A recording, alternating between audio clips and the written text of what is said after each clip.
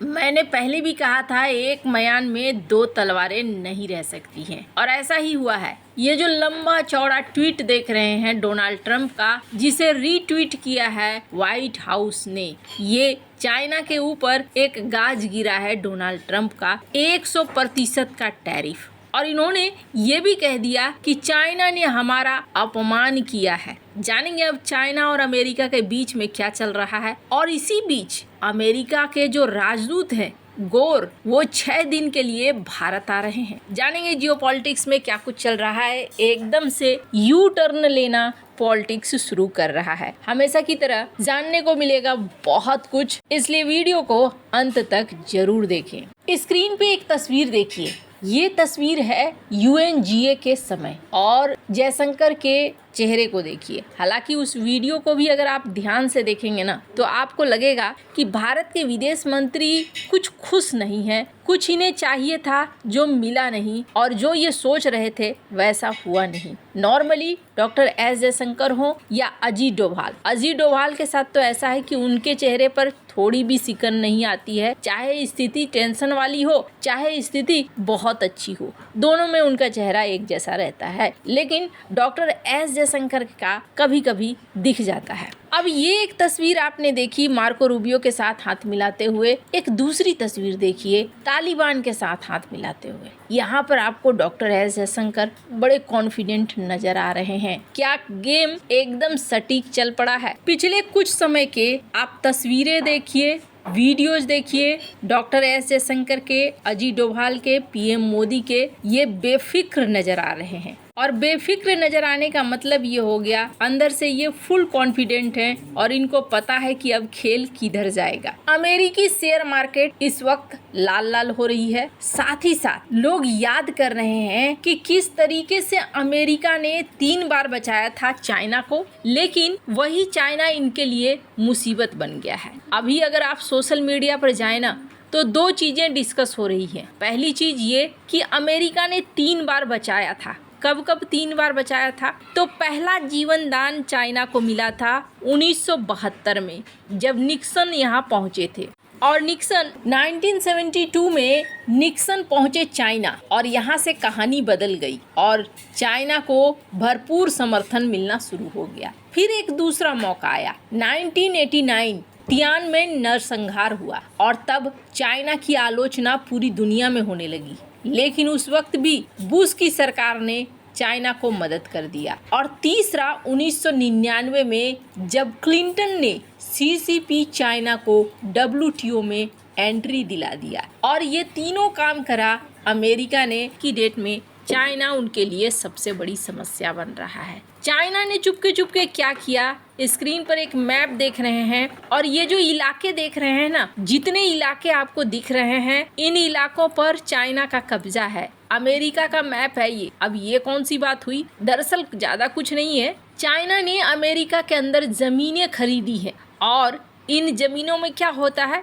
इन जमीनों में खेती होती है। लेकिन संजोग की बात यह है कि जहाँ जहाँ इन्होंने जमीनें खरीदी हैं, उनके पास में ही अमेरिका के या तो एयरबेस हैं या कोई सैन्य सुविधा है। अब इसे सोचा समझा तरीका कहिए या फिर जो भी कहिए, अभी चाइना की एंट्री अमेरिका के अंदर जमीनी तौर पर भी हो चुकी है। और ये मैप बता रहा है कि चाइना ने बड़े अच्छे से चीजों को प्लान किया है। एक जमाना था जब अमेरिका का साम्राज्य बहुत दूर तक फैला हुआ था, और अमेरिका अपना व्यापार करता था काफी बड़े पैमाने पर। लेकिन आज की डेट में क्या सीन है? साल 2024 की बात करें, अगर 25 छोड़ भी दें, तो स्क्रीन पर इस जगह को देखिए। जितने रेड इलाके दिख रहे हैं आपको, इन सब जगहों पर चाइना का व्यापार चलता है, अमेरिका का नहीं। अमेरिका का ही सहारा पाकर अमेरिका की ही जड़ें काट कर रख दी है चाइना ने। अब ये सारी चीजें मैं आपको क्यों दिखा रही हूँ?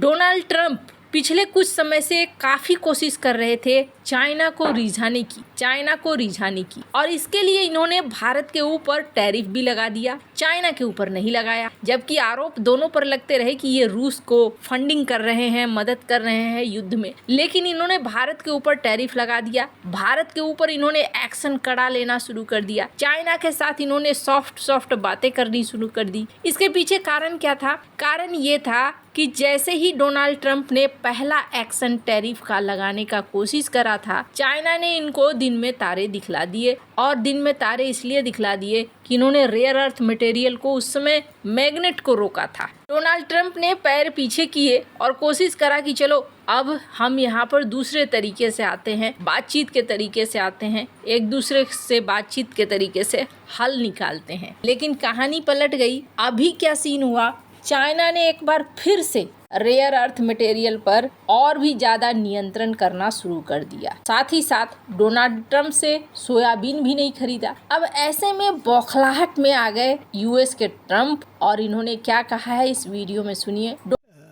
They hit the world with something that really is not anything that people are going to do, and it was shocking. I can tell you, Howard and I and Todd, we all Scott, we were all speaking about it before, and we said, where did that come from? It was just, that was out of the blue, right? Out of the blue, they came up with this whole import-export concept, and nobody knew anything about it. So. If they roll back their export controls, the new announcement, would you roll back? Look, we're going to have to see what happens. That's why I made it November 1st. We'll see what happens. Donald Trump ने कहा कि China ये सब कुछ जानबूझकर कर रहा है और आक्रामक तरीके से ये व्यापार को लेकर अब आगे बढ़ रहा है, और इस वजह से हम भी एक्शन लेने को मजबूर हो रहे हैं। नवंबर 1 से चाइना दुनिया भर में रेयर अर्थ सप्लाई को लेकर नए कंट्रोल लगा रहा है। इससे सारे देश प्रभावित होंगे, और ऐसा लगता है जैसे चाइना ने ये प्लान काफी पहले से बना लिया था।